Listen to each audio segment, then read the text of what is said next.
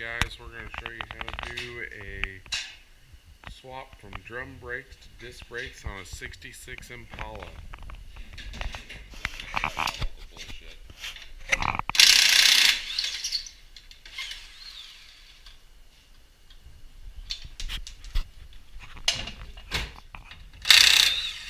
It's got wheel spacers on it, so we have to remove those.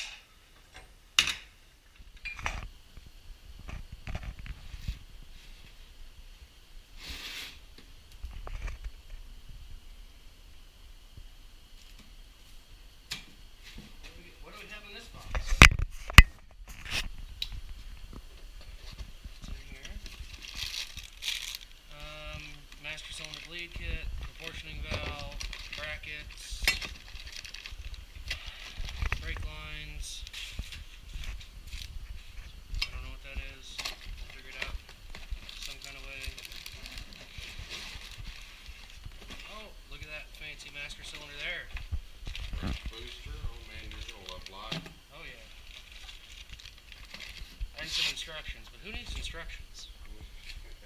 We'll figure it out.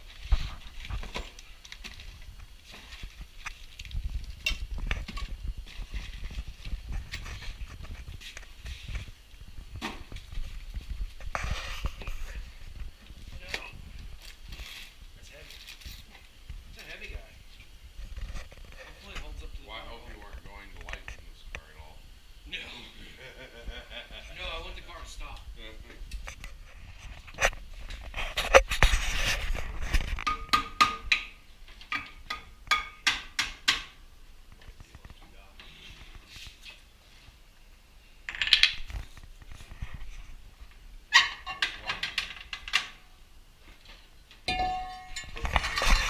Brake drum.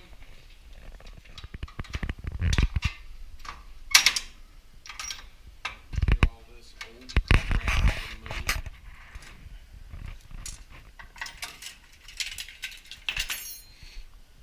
There's drum brakes. Off.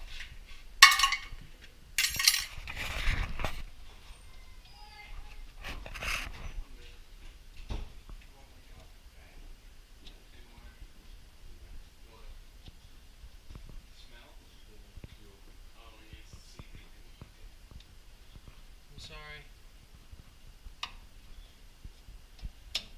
Sorry, my car's a piece of shit. It's just home. I know. Get this hook on here. Check that out.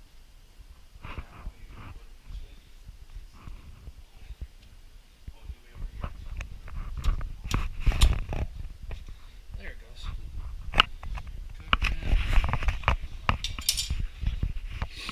Spindle nut.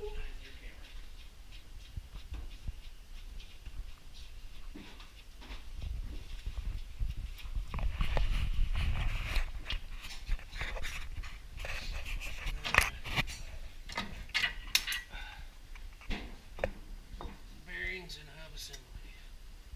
Off.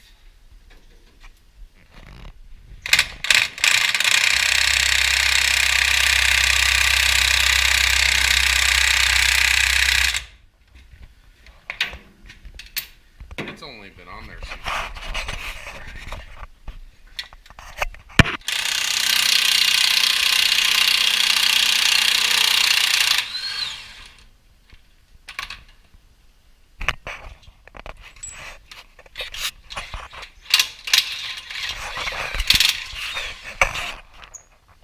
So now,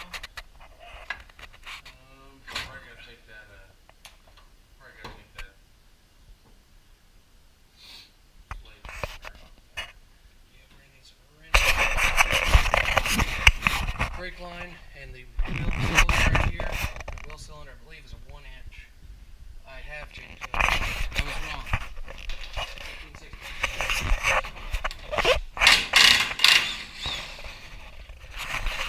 Wheel cylinder. Nut for bolt, guide pin. For the brakes, we need to go ahead and get some wrenches. We're going to pull this brake line off, and that way we can go ahead and remove this entire backing plate, and we'll be ready for the next step. What? Yeah. I was like, but if I have to walk to the back of the store, then no, because Alright guys, we're gonna run to the part store. We gotta get some wheel bearing grease, and we put some brackets up, test fitting, making sure everything fits. And this is on the driver's side. And then I'm gonna pick up a squeegee. We got the snow all melting in here off the car. We also gotta pick up a new fuel pump for this. It's developed a fuel leak. So we're getting a little woozy in here, and we're gonna fix that problem. But all right, guys, we'll be right back.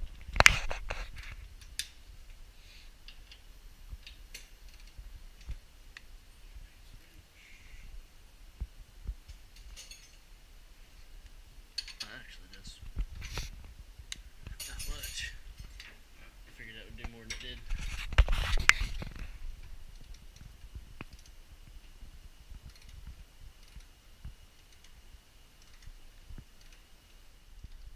Alright. There we go. Here comes the slave cylinder. And I can't remember, was there anything else on to get that backing plate off? Or? Yeah.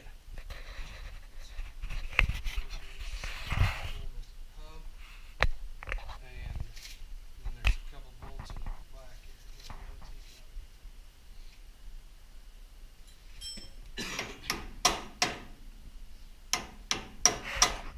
Pull the pin out of here, get this axle nut off.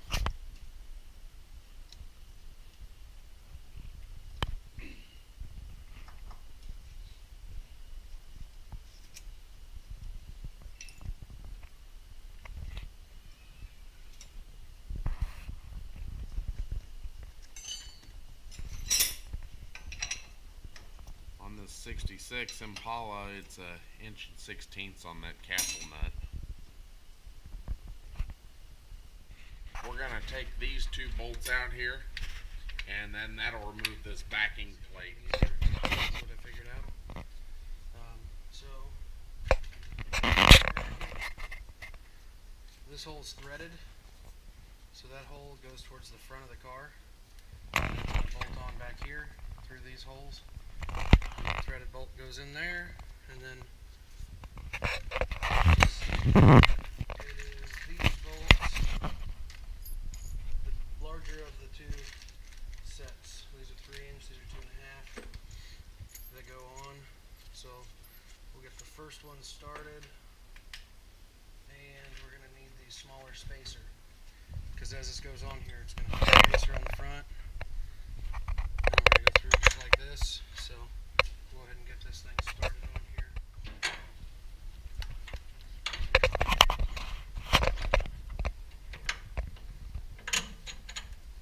Okay, bolts in there. We'll take a spacer, get it started on there, and then this bracket. And this will thread right into the bracket with no nut needed. The other larger bolts, go ahead and get the nut off of it. Lock washer. It's going to go through this side, and then lock washer, and we'll go on and hold this in place. We're not going to tighten it down yet, because we want to get the other bracket started while everything's still loose. So we're just going to snug everything by hand. We take large, big, ginormous nut bolt here. Put a little thread locker on it.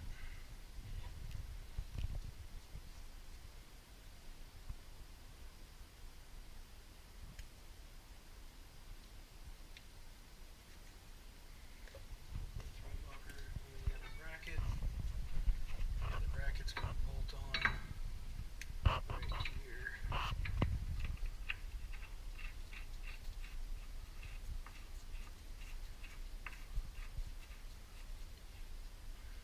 These two bolts.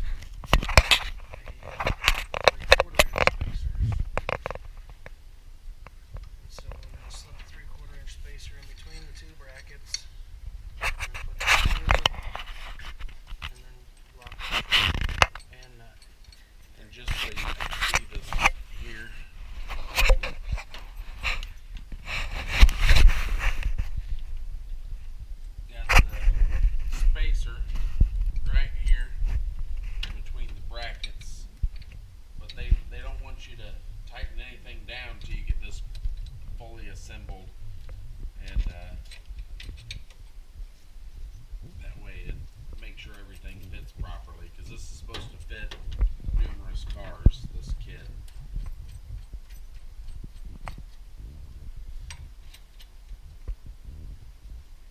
also sent with it. They also sent other some other miscellaneous parts that if it doesn't fit this car, it'll fit a different car with other brackets and pieces. It's all right. So everything's assembled here pretty much as far as the brackets go. So what we're going ahead and doing is they requested for 60 foot-pounds torque on all these bolts. So they said 55 to 60, but might as well just torque everything down to 60 foot-pounds torque. So we're just going to go ahead and get these tightened up here. This is where the backing plate originally bolted to, is where he's tightened down now. And then the new bolts are all in the bracket there. These two bolts here. So we'll go ahead and get those tightened and torqued down 60 foot-pounds, and we'll be right back. We're going to go ahead and get these bearings packed and ready so that we got those. I'll get some light for you guys here. We got those brackets all torqued down. There's 60 foot-pounds on all the bolts there. Now we're ready for our new hub assembly, and the race in this kit. The race already came pressed in here, so on both sides. So that saved us a little time and effort there. Colby, what was this kit called again? It's made by Right Stuff Detailing. Right Stuff Detailing. I'll find a link for that and post that in the description. Let's see, but yeah, it's got the race in both sides. So we're gonna go ahead and get the bearings all packed up. You can just pick up some regular high temp wheel bearing grease. Doesn't have to be anything fancy. But you can buy a bearing packer, but I didn't want to spend the extra money, and if I've ever been taught, I mean, you can just do it with your hand. You just take the bearing, start on the bottom side there, and you can just seriously just work it in, and it'll start pressing out the top there, and you just keep doing that till it comes out. And then you just do that all the way around the bearing till it comes out.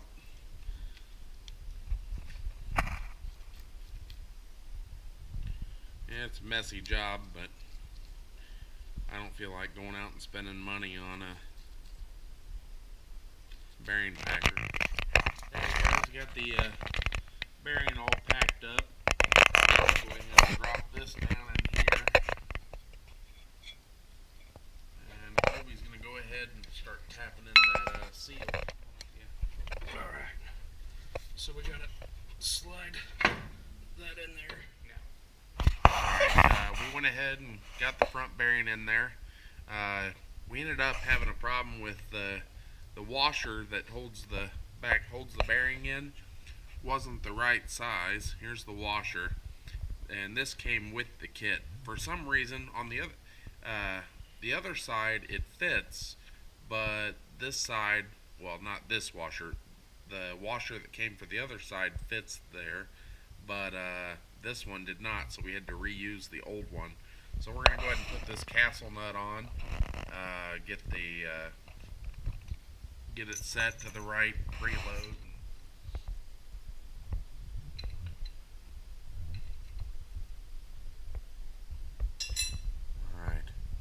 So we'll go ahead and get that cotter pin in there.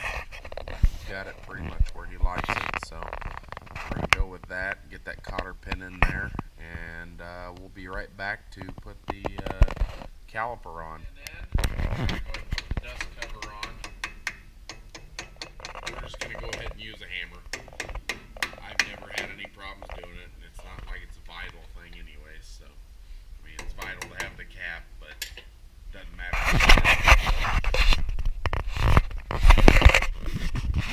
Little selfies. Yeah.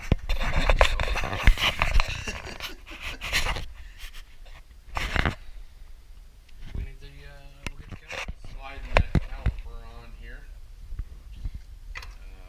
When it came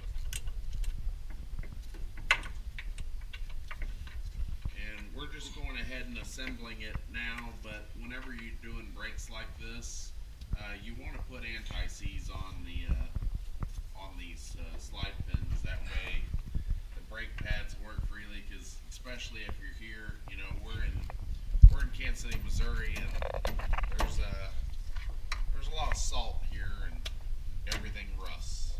So you want to make sure you get the anti-seize on there so that everything goes through. So you do a brake pit, your brake pads will slide freely and not wear uneven. But we're just going to go ahead and assemble it now, and we'll go back and put anti-seize on it later after we get this full kit. Okay, we're going to go ahead and get the new rubber line on here. This is the banjo bolt. See right here. Let me see some light so I can show the guys here. Alright, there's where it connects, and it's got a little slot back there. I don't know if you can see it or not, but yeah, let me angle that a little bit better. Yeah, okay. Hold the light for me right there. Alright, right there. It's got a little slot for the line to be able to fit down in here, and with that you got your banjo bolt. And how that'll work is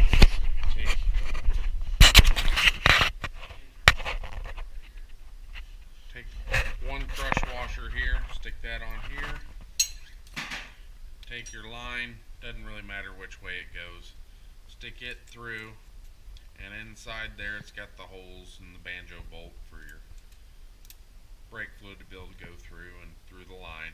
And you take your other crush washer, stick it on, and then stick it in that hole that I was just showing you.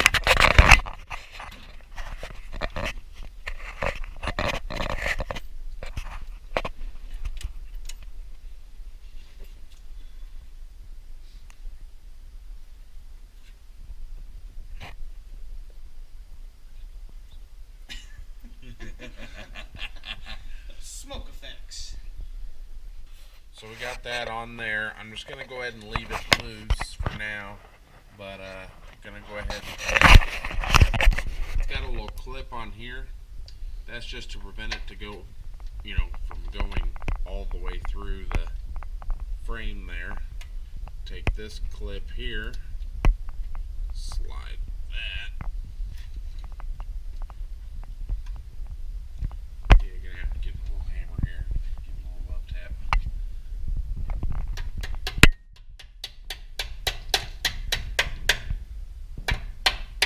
There's that. Then put that brake line threaded in there.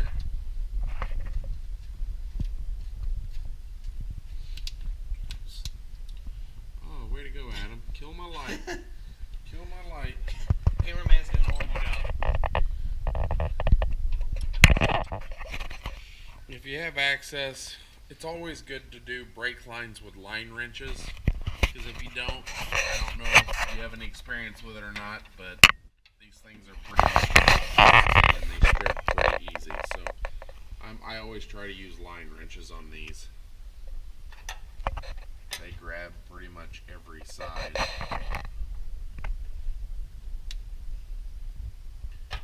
And also watch and make sure that you don't twist the brake line, because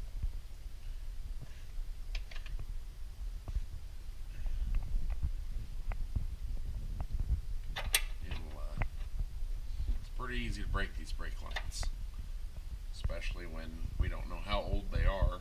Who knows, they could be on this car from '66. I'm going to go with that's probably good. On the top side of this kit, it comes with a new, bring you over here and show you, comes with a new master cylinder and brake booster, which the car does not originally have, so that'll be nice. I'm going to go ahead and go over here and remove the old master cylinder, and it comes with a new proportioning valve, which I don't know if you can see it or not, but here's the old one. It'll be let's see here.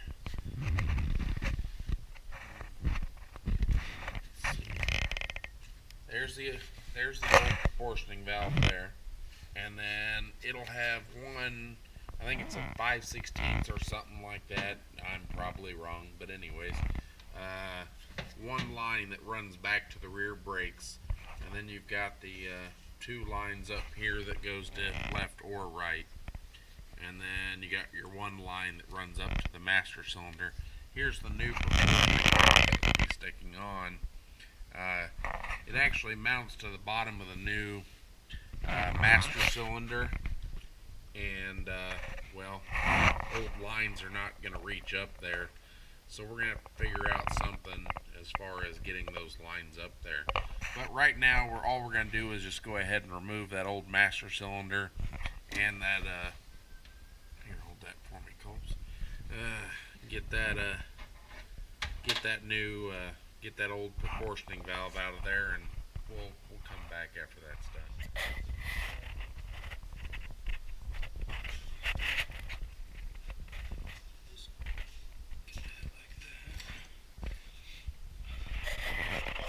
Ice would be awesome. I can do my best. Alright, you need to hold it level. Yeah, that would be great. One of these things need to stay here.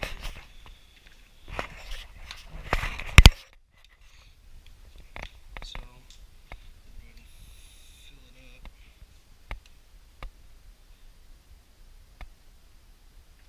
Is that one over there on in? Yeah, it's in good enough. Shit, sorry. Oh, getting it on me, Colby. Getting it on me. Alright, so these little injectors go in there. Put this down into the fluid. And then we have to push the rod, which isn't easy. Alright, if you want to hold it level, I can probably do it over here. Alright. I'm in the right position for it. Maybe not. Is there a plug or something? Like, should be able to shove that rod in.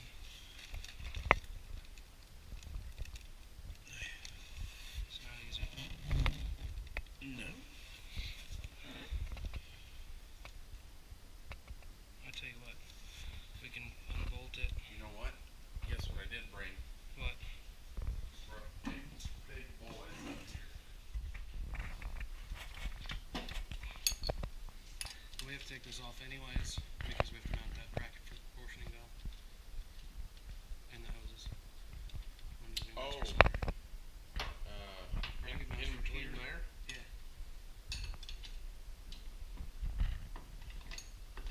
I thought it was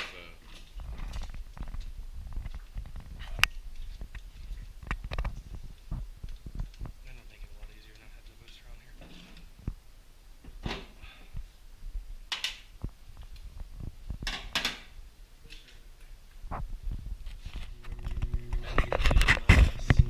of course not on a bench.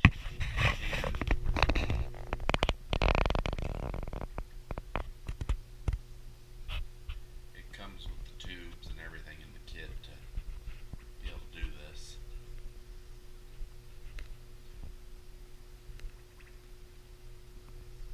We should like stop short because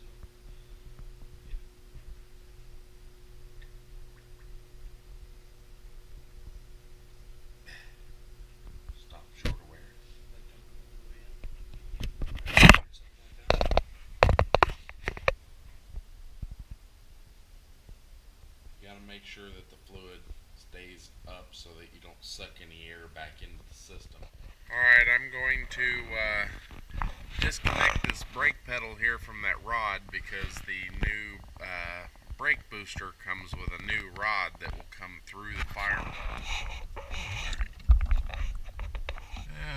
too hard to see, but that's the rod right there. There's a little metal clip on here. I'll pull that clip off, I'll push this rod out, and then the whole thing will go through the firewall. So I'm going to go ahead and do that, and I'll show you what it looks like when we get it. Alright, I got that rod out.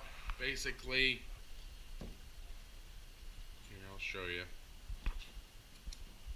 The brake pedal goes right through the slot, and this little push pin here holds it onto the rod that comes through the firewall. The pedal goes through the slot, and this goes into the master cylinder itself. Well, now the brake booster will have a new rod that'll come through the firewall, and the kit actually came with a new bracket and a new pin, so we'll use it. So we'll go ahead and get that assembled onto the brake booster. That's what he's actually doing right now. And once we get that assembled, we'll show you putting it onto the firewall and getting it all hooked up. Alright, so here's the rod coming out of the brake booster, and this is the new bracket that came with the kit. It's got 4 bolts here, 2 on each side, or both holes, and that will slide. Dropping stuff here. That'll slide right in here and go through the firewall. There's the bolts, it'll go through those holes. So we're going to go ahead and mount this brake booster, and we'll start connecting the lines, and we'll get right back with you.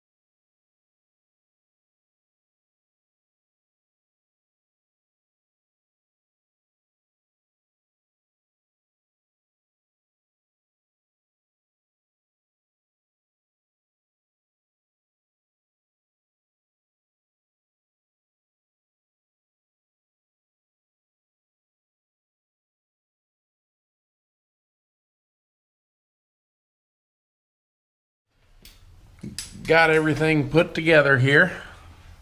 Probably not the prettiest job. I'm sure you guys have seen, a lot better work, but you get the gist of it. Got all our lines hooked up to our new junction block. I'm drawing a brain fart. We've been working all day on this. Old car, the old brake lines, they fought us pretty much all the way, getting them out of the old metering block. There we go. And we had to go buy some new lines. They had some new lines that you can actually just bend by hand, and they won't kink. Just pick them up at AutoZone, wherever you're from. I don't know if they have that there or not, but Advanced Auto Parts might have it, but it's just brake line sections that you can just bend by hand right here. Yeah, easy bend, I think. But we got everything assembled. We bled all the brakes. In case you don't know, when you bleed the brakes, you want to start at the furthest most point from the master cylinder. So basically, your master cylinder on the driver's side. So you want to start in your rear passenger side. So I guess if you're sitting in the driver's side, or sitting in the driver's seat, it would be your right rear wheel. Start there. Then you'd move to your left rear wheel. Then you'd come up to your right front wheel, and then move to your left front wheel and bleed the brakes that way. We got that all done. This car has got some different wheels on it. If I'm not mistaken, Colby's not here, but I believe these are the new Camaro stock wheels. And he has some wheel spacers. Well, after we put the new rotors on, if you can see, they rub there. So, killed the light. They rub here. So he went home to go get a thinner spacer he's got. So, the only other thing that we ran into on a problem that you might want to double check when if you do this project is make sure you do Teflon tape on all your brake lines. We had it leaking at all of our joints when we got it all together. So we had to literally pull all of it apart and put Teflon tape on all of it. So I'd say if you have any questions, comment. We're definitely not professionals at this, but at least we could give you an idea, and maybe I could answer some questions for you. I'm sure there's some better ways to do this. Go easy on me, but at least you get the idea. All right, well, thanks guys for watching, and always like, comment, and subscribe. Thanks.